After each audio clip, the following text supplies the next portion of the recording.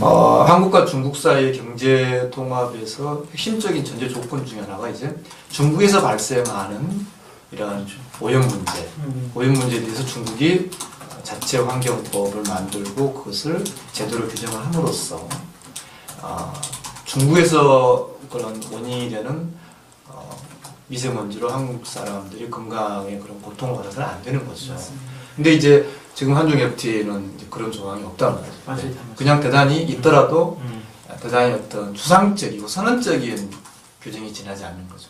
이를테면 직접 그런 환경에 쟁점이 없는 한미 FTA도 뭐 이렇게 다른 나라의 시민이 상대방의 환경 규제가 대단히 잘못돼가지고 그로 인해서 환경 피해를 받는 경우에는 직접 의견을 제출할 수 있는 그런 절차까지 있단 말이죠.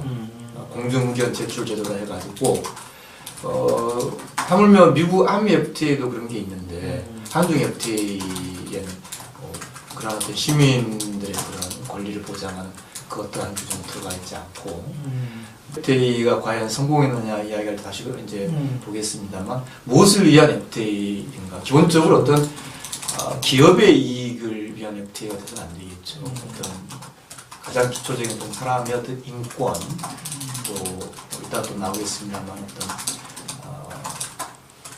일자리라고 할까요? 어떤 기본 우리 사람들의 복지나 행복을 위한 FTA가 되어야 되는 것이지 기업의 이익을 우선적으로 하는 FTA가 되어서는 안 되겠죠. 마지막으로는 이제 결국 식품 안전 문제이죠.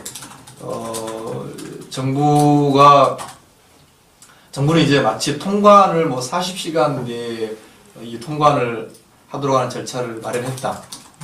그것이 마치 이제 좋은 것인 단순히 좋은 것인 것처럼 이야기하지만 그건 잘못 적용될 경우 이제 중국산 식품이 이제 그 조항을 이제 이용해서 제대로 된 그런 식품안전검역을 받지 않고 그냥 쉽게 통관되는데 그게 잘못 사용될 수도 있는 거죠. 우리 사람들의 복지나 행복을 위한 FTA가 되어야 되는 것이지 기업의 이익을 우선적으로 하는 FTA가 되어서는 안 되겠죠. 마지막으로는 이제 결국 식품 안전 문제이죠.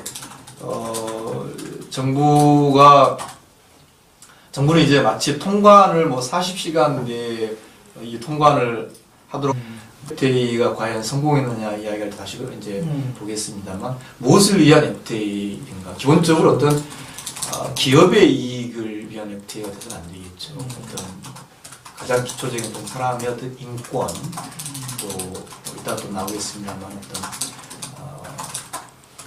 일자리라고 할까요? 어떤 기본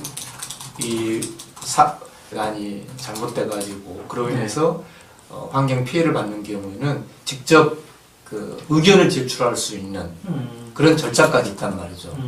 공중 의견 제출 제도라 해가지고 하물며 미국 한미 FTA도 그런 게 있는데 한중 FTA에는 그런 어떤 시민들의 그런 권리를 보장하는 그 어떠한 규정이 들어가 있지 않고 한국과 중국 사이의 경제 통합에서 핵심적인 전제 조건 중에 하나가 이제 중국에서 발생하는 이러한 오염 문제, 오염 문제에 대해서 중국이 자체 환경법을 만들고 그것을 제대로 규정을 함으로써 중국에서 그런 원인이 되는 미세먼지로 한국 사람들이 건강에 그런 고통을 받아서는 안 되는 거죠.